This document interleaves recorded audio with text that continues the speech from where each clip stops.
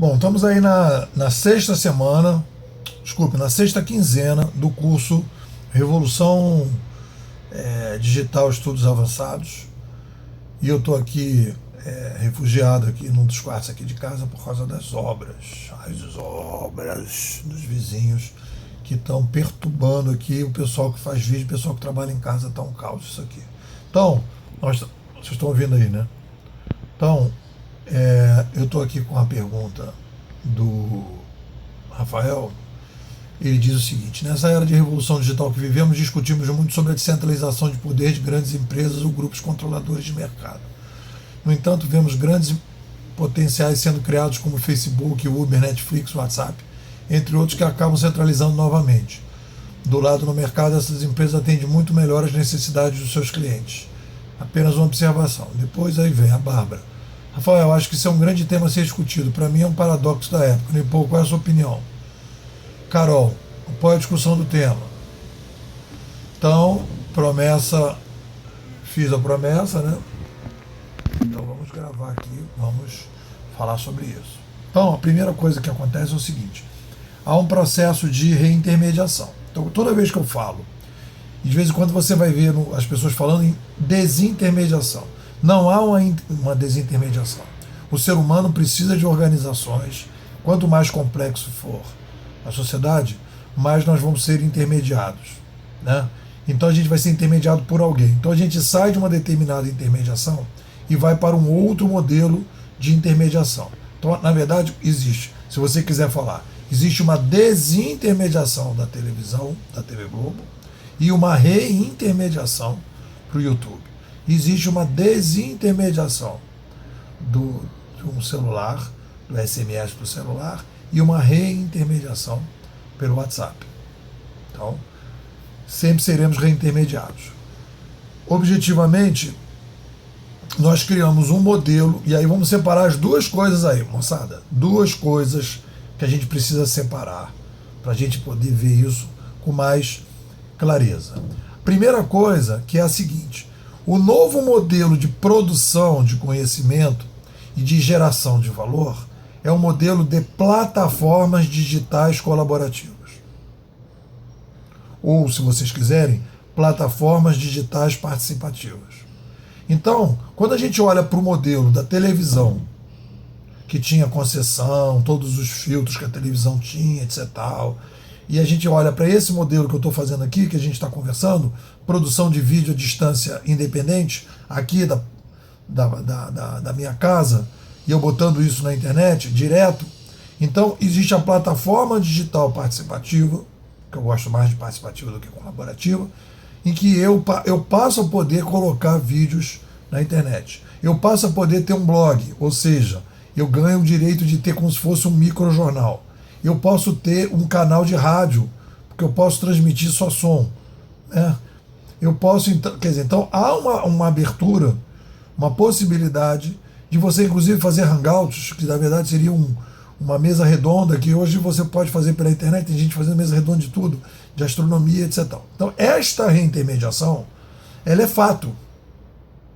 Ela é fato. Ela está dada. O custo disso, o barateamento disso, a possibilidade que isso permite, isso é fato, e isso está criando o que eu chamo do movimento o movimento que é o primeiro movimento de uma revolução cognitiva, que é o movimento pendular, que é centralização, descentralização. Esse é o movimento de descentralização, tá certo? Então esse movimento de descentralização, ele vai acontecer como? Tem um cara aqui que ele fala comigo. Esse movimento de centralização, ele vai acontecer como? Ele vai acontecer a partir dessa possibilidade que existe dessas novas plataformas, e essas plataformas vão ser colocadas como disponíveis. Então, isso é uma coisa. A outra coisa que vocês estão discutindo, e aí isso tem um pouco a ver com o movimento espiral, que é a chegada das plataformas, da possibilidade dos algoritmos, etc. Vocês estão dizendo o seguinte: olha só, mas estas plataformas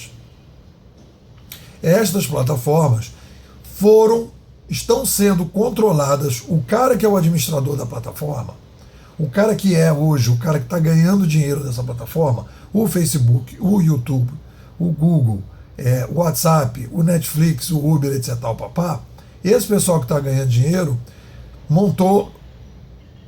vem das grandes empresas e montou grandes empresas, grandes negócios. E aí vem a história desse processo. E aí eu digo que quando a gente vai trabalhar dentro do diálogo, a gente tem que tomar cuidado com o fotismo, que é tentar fazer uma foto numa coisa que vem num processo. Então, como é que eu vejo essa história?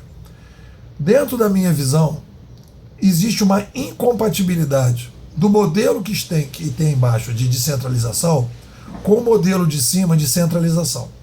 Eu acho que é uma fase, e aí que eu digo, o Popper tem uma coisa, é o seguinte, uma teoria, quando você estabelece uma teoria, você tem que dizer determinadas coisas que aparentemente são pouco prováveis, e quando você diz isso, essa pouca probabilidade, e as coisas acontecem ou não acontecem, você realmente estaria confirmando esse processo. Então, eu já percebo alguns sintomas do tipo, tivemos uma crise entre os sebos da estante virtual e a estante virtual no ano passado, em função de grana de negócio. Há hoje uma insatisfação, ainda de baixa latência, mas existe, em relação às remunerações do YouTube. Então, o que eu prevejo como futuro dessas plataformas? Eu acho que vai começar. Eu acho que provavelmente as mudanças que vão acontecer daqui para frente não serão mais do ponto de vista tecnológicos, né? Do ponto de vista assim, o modelo do Facebook é mais ou menos esse. O modelo do WhatsApp, né, de troca de mensagens e tal, é mais ou menos esse. O modelo do YouTube é mais ou menos esse. Eu acho que a gente chegou, é a mesma coisa quando você chega assim na história do livro, diz assim, chegou no livro. Daí para frente, não tem muito o que você inventar depois do livro. O livro chega a ser uma espécie assim de um patamar bacana, porque você vai colocar os vídeos, aí você pode fazer uma sofisticação, como o pessoal está fazendo do Periscope, que aparece uma coisa, que aparece outra, mas é o cara colocando um vídeo, as pessoas comentando, as pessoas dando estrelinha, a pessoa curtindo, a pessoa não curtindo, a pessoa encaminhando, a pessoa não encaminhando, a pessoa comentando, a pessoa não comentando. Porque vai chegando a um determinado momento que aquilo ali vira uma espécie assim de estado da arte. Então, eu acho que a gente demorou para chegar nesse estado da arte, demorou para massificar e demorou para as pessoas entrarem. Qual é a próxima etapa que eu acho que vai acontecer? E aí eu estaria fazendo uma projeção. Vai haver um questionamento. Vão começar a surgir plataformas, né, de nicho, do tipo YouTubes de arte, YouTubes de música, YouTubes de artes plásticas, YouTube não sei do que. E esses modelos mais descentralizados, né, a tendência desses modelos é haver um modelo diferente de controle em cima. Uma coisa mais próxima de um crowdfunding e uma coisa mais próxima de empoderamento dessas pessoas que estão participando, né, dessas pessoas. Porque o que acontece nesse modelo do YouTube, digamos assim, desses modelos que a gente está chamando de centralização de plataforma, que foi o seguinte, houve uma aliança entre essas novas empresas digitais e o modelo de controle centralizado do Wall Street, e isso gera uma tensão muito grande nessas empresas. Você pode ver que o pessoal do Google agora já está saindo, porque é um outro modelo, é uma galera que tem outra cabeça, um outro perfil, que não bate muito com o modelo do Wall Street, que tem uma visão muito, digamos assim, uma visão de retorno muito de curto prazo. Então eu acredito que nós assistiremos no médio e longo prazo crises diante dessa situação, né? Que há uma incompatibilidade entre a descentralização que existe já dentro da plataforma e o modelo de centralização do topo da plataforma. Isso não via. Aí você vai dizer, depois já existe algum caso concreto? Eu vejo algumas latências e faço essa projeção que vai haver uma crise deste modelo, alguma coisa vai acontecer na direção de uma descentralização do dono destas plataformas para uma coisa mais aberta, mais descentralizada.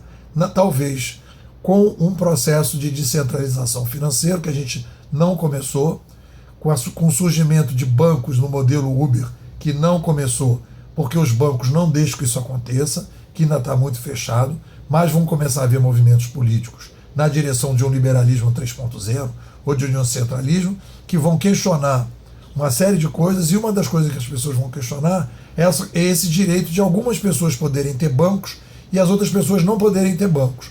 E aí, a partir do momento que aparecerem bancos mais descentralizados, bancos que sejam mais participativos, esses bancos mais participativos serão os financiadores desses projetos mais participativos.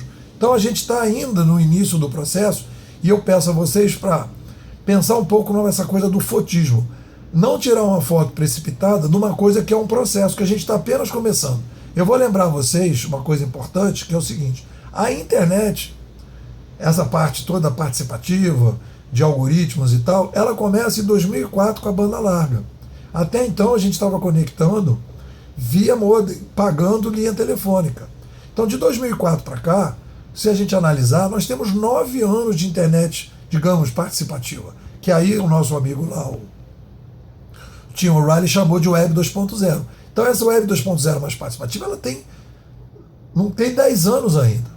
Então a gente está na primeira etapa desse processo e eu acredito que a grande novidade que vai ter mais para frente vai ser justamente a chegada de projetos desse tipo, descentralizados mais fortemente, trabalhando já num modelo de financiamento mais participativo, fazendo uma certa junção entre participação e tal. Essas empresas super centralizadas vão acabar? Não necessariamente, mas que vai haver um movimento muito grande de descentralização do dono dessas plataformas. Agora, as plataformas do modelo que elas são, elas vão continuar mais ou menos dentro da mesma coisa. Obviamente que algumas coisas vão mudar do ponto de vista de botar chip na cabeça das pessoas, um modelo que você pode não precisar falar, não precisar escrever, coisas desse tipo, etc. Tal, nessa direção, coisas mais mobile, coisas de botar na parede, coisas assim, mas mais ou menos a forma de distribuição de como as coisas vão ser, eu acho que já deu uma certa consolidada e a gente agora vai avançar nessa descentralização da posse dessas plataformas. É nisso que eu estaria apostando. Se isso não acontecer, haverá necessidade de revisar esses conceitos das plataformas digitais colaborativas. Da antropologia cognitiva e de que a gente sempre caminha para a descentralização. Eu acredito nessa descentralização, vou ver, eu acho que a gente vai conseguir ver isso aí já mais na frente, não é uma coisa que vai demorar tanto tempo, isso eu acho que a gente ainda vai ver, né, movimentos nessa direção, crises que vão acontecer e, mais adiante, alguma coisa já acontecendo nessa direção. Bom, é isso.